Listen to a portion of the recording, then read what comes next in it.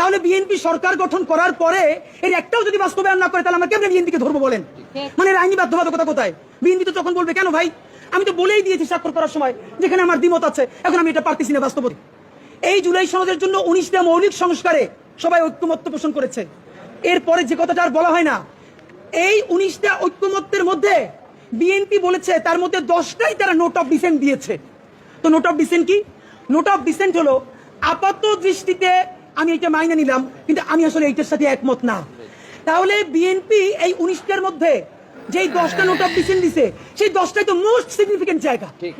তাহলে বিএনপি সরকার গঠন করার পরে এর একটাও যদি বাস্তবায়ন না করে তাহলে আমরা কেমনে বিএনপিকে ধরবো বলেন? মানে এর আইনি বাধ্যবাধকতা কোথায়? বিএনপি তো তখন বলবে কেন ভাই, আমি তো বলেই দিয়েছি স্বাক্ষর করার সময় যেখানে আমার দ্বিমত আছে, এখন আমি এটা পারতেছি না বাস্তবতায়। মজার ব্যাপার বলি, সরকারের কয়েক জায়গায় জিজ্ঞেস করেছি বলেন তো 19টা মৌলিক সংস্কারের মধ্যে আপনাদের কাছে একটা মোস্ট সিগনিফিকেন্ট কোনটা? তারা বলেছে সংসদের উচ্চকক্ষে পিআর ব্যবস্থা আনুপাতিক হারে। এবং আপনাদেরকে জানাই রাখি, সংসদের উচ্চকক্ষে যে পিআর, বিএনপি এখানে নোট অফ ডিসেন্ট দিয়েছে।